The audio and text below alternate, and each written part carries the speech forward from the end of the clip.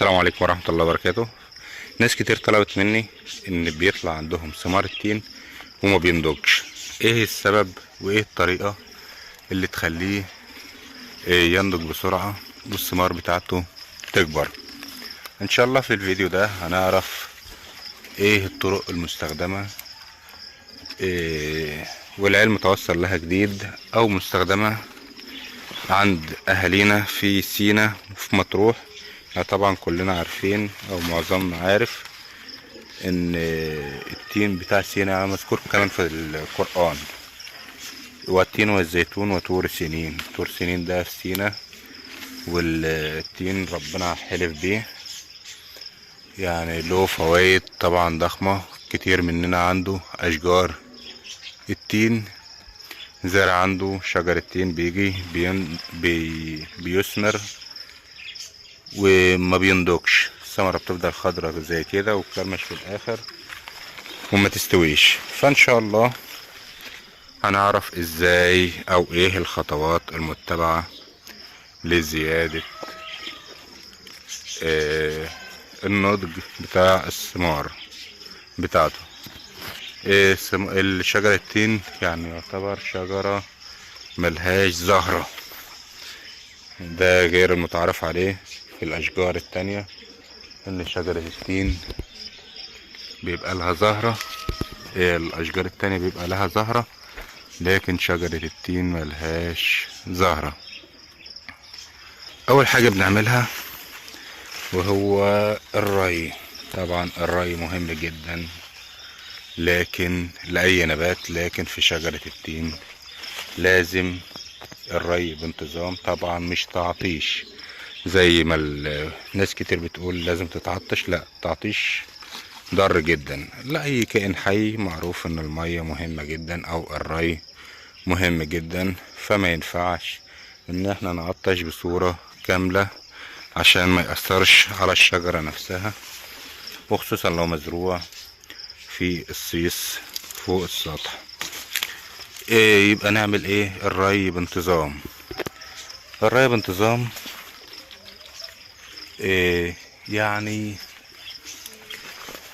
بدل مثلا ما كنا بنروي كل اسبوع المعدل الطبيعي مثلا لري شجرة التين كل اسبوع، لا، هنرويها تقريبا هنزود 10 ايام كل اسبوعين، او من كل 10 ايام لاسبوعين.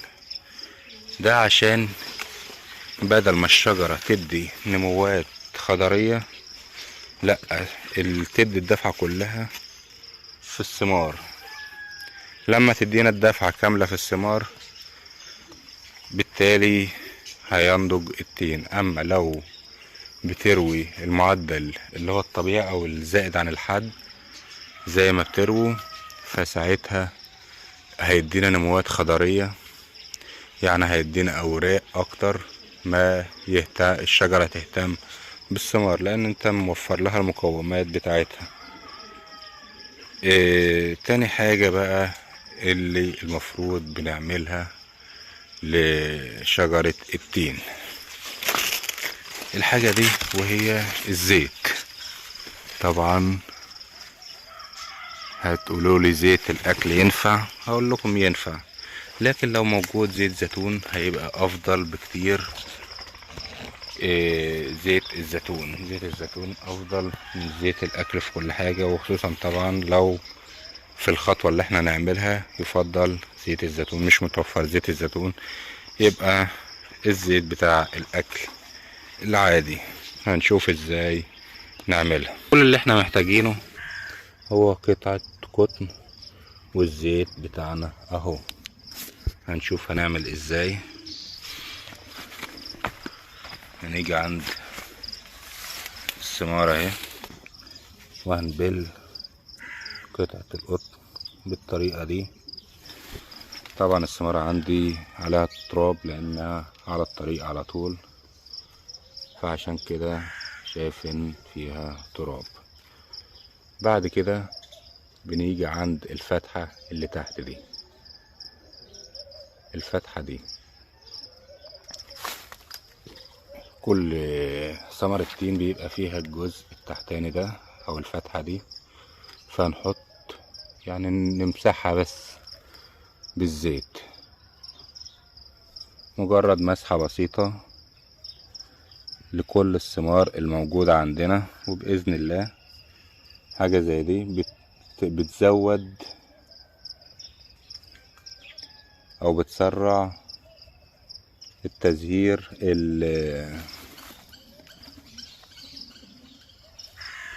بتسرع نضج الثمار بتاعتنا. الخطوة دي نعملها لكل الثمار اللي عندنا.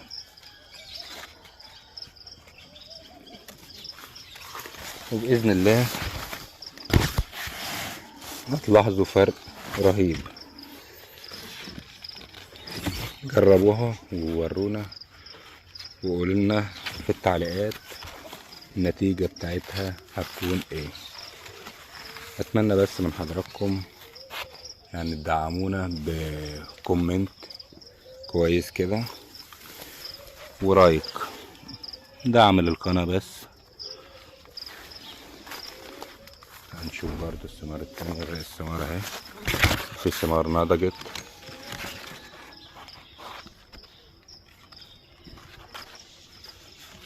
معلش مش واضحة اوي في الصورة او في الفيديو.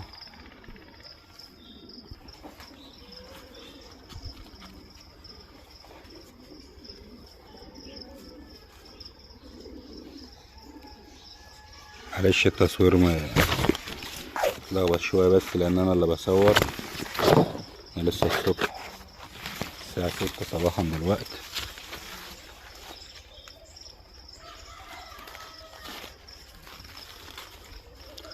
بشكر طبعا كل اخواتنا اللي بيدعموا القناة باللايك والشير، شير الفيديوهات والكومنتات اللي طبعا محفزة جدا. ان شاء الله لو محتاجين او عندكم اي مشكلة سيبوا لنا كومنت بس، وان شاء الله نقدر نفيدكم.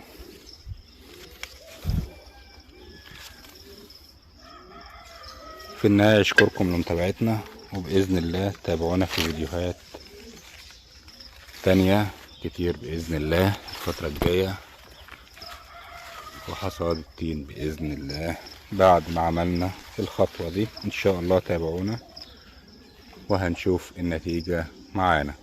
حبيت بس اشارككم بسرعة كده عشان تلحقوا لو عندكم ثمار تين تشتغلوا عليها من دلوقت وتعملوا الخطوات دي. يعني انا غالبا كده هخلص وابدأ برضو شغل في باقي الثمار.